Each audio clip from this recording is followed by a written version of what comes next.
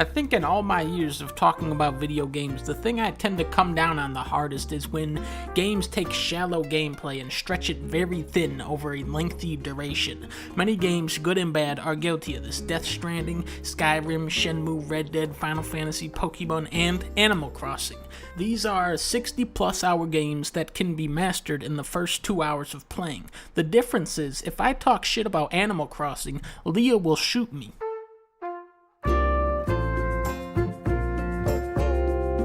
Animal Cross is very upfront about what type of game it is. You build a bridge for animals to go across. It's right there in the title. Unlike every game I listed, there is no combat. There is no dramatic high-stakes story because Animal Cross is very cool and relaxed. Most games you're blowing up dragons with a rocket launcher. Here, I'm fishing.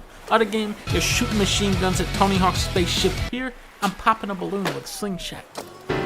It isn't the first ever game to feature slower, more tranquil pacing, but it does commit to this idea much further than other games are willing to, often making you wait real-time days, weeks, or months even for things to transpire. With an ultra slow burning time sink like this, it's important to gain trust from the player, faith that their patience will be rewarded and not just completely pissed on like in an MMO. The genius of Animal Cross is in its sense of progression. It has a very visual way of showing you how far you've come. When you first start off, your island is pretty barren. Little river, some trees, and only a couple of animals scattered around the map. You sleep in this dinky tent with a crappy radio that sounds like a car ran over it, no electricity, no running water. This place is a total shithole. But you come back the next day and what's this? Oh, now you got a new tool. You got some new items in the store. You got a couple quests that give you bonus money. It's very devious in its ability to keep you coming back. Slowly, your island becomes populated with more and more wacky villagers as you landscape the town and decorate it with your treasure chest of items.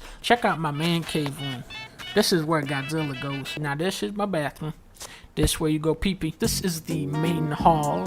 This is where I come up with all my incredible ideas for videos. I'm thinking about doing a funny Cheeto video. The animals are cartoony and expressive, except for Tortimer, but the furniture is realistic, kind of reminiscent of Pikmin's art style. Now Grizz, you're gonna like this. This is actually the typewriter from The Shining.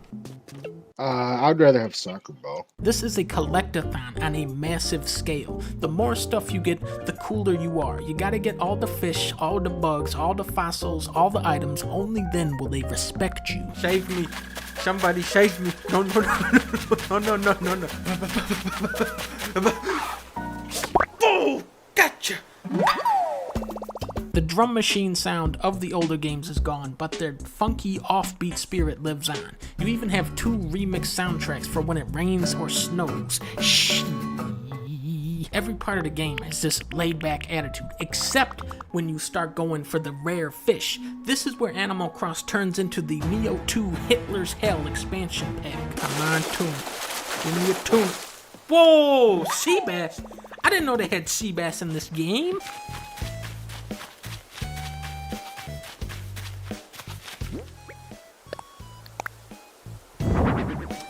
We'll put him right there. One day at 4 p.m. I decided that I wanted to catch the stringfish, so I walk around his spawn for about 20 minutes until I see an abnormally large shadow of a fish.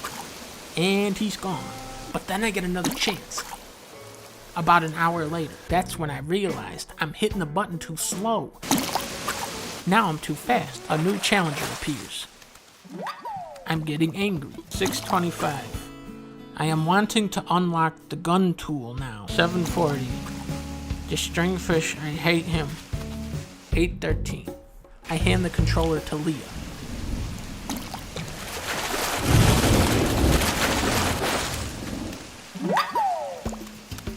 How the fuck? If there's one obvious thing missing from Animal Cross, it's the ability to craft more than one thing at a time.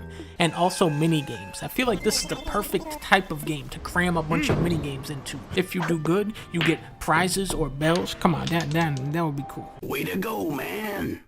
Nah, I'm not that good. Blathers is obviously the greatest character.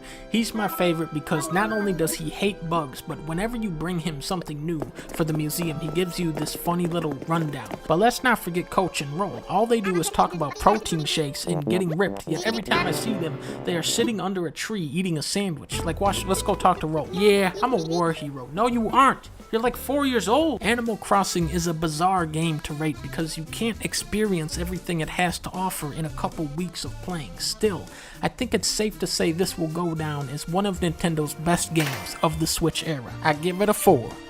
I mean a 5 out of 5.